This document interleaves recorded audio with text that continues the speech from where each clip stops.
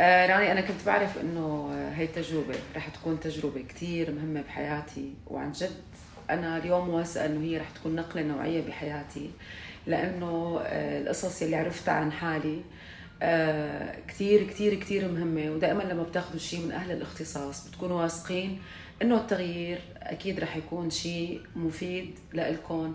وراني كتير كتير بدي اتشكرك. اهم شيء جلسة الريلاكس يلي اخذناها، والحالة اللي انا وصلت لها، والمراية الداخلية اللي شفتها فيني. بجوز كنت كتير محتاجة لهيدي الجلسة. انا مهتمة بعلم الطاقة، لكن برجع بقول لكم وقت اللي بتجوا لعند اهل الاختصاص اكيد استفادتكم بتكون كتير اكبر، وبتعرفوا نقاط القوة والضعف فيكم، كيف بدكم تعالجوا اي شيء سلبي. نورتيني. مرق الوقت ما حسينا. يمكن 4-5 ساعات لأنه ما حسينا بطاقتك منورة.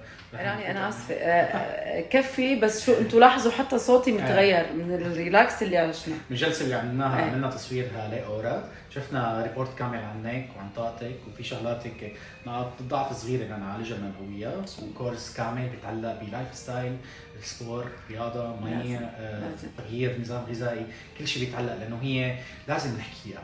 حكينا أنا وياكي تحت الهواء، الطاقة ليست نصيحة أو صبحية نسوان يعطوك النصيحة وبتمشي. الطاقة برنامج لإلك، صح، بيعلمك تحبي حالك لإلك. هذا البرنامج لازم نمشي فيه أنا وياكي، مثله مثل أي كورس تاني بالحياة، هو لإلك وليس لا جماعي ولا هو عمومي. ما تاخذي نصيحة عمومية إنه والله أنا والله قالوا لي هيك، لا، هذا البرنامج لإلك، رح يكون الكورس لإلك لهلا. مشان هيك شوفوها، تراقبوها بعد مدة وشوفوا طاقتها، وهي ما شاء الله عليها منورة. دخيل قلبك. رح نكون معكم، الله يخليك، شكرا لك. رح نكون معكم بأول هلا قاعدين، هاي مداخلة، قاعدين عم نتناقش أنا وراني. طبعا بتحسوا براحة مو طبيعية، بتصيروا بدكم تحكوا يعني قصص هو بيفهمها أكثر منكم أكيد. برجع بقول لكم لأنه دائما اسألوا أهل العلم لحتى توصلوا لبر الأمان. كل ما فتت معه بموضوع بياخذني لأدق التفاصيل، وشو بيقول لي؟ هيك عم بيضحك. ما أنا مشكلة، أنا بدي هيك، يعني أنا جاية لحتى بدنا نفوت بأدق التفاصيل، وبدي أكون جدا دقيق. ففعلا أنا هاي التجربة بنصح فيها كل حدا بحبه، كل حدا لازم يخوض هاي التجربة، لأنه رح تكتشفوا حالكم من جديد. وراني أنا ما بعرف قديش بدي أتشكرك عن جد، هيدي من أحلى الجلسات بحياتي، ولنا لقاءات متعددة وكثيرة إن شاء الله. حكينا كثير يا رب. أنا اليوم بمركز دريم كاتشر لتطوير أسلوب الحياة.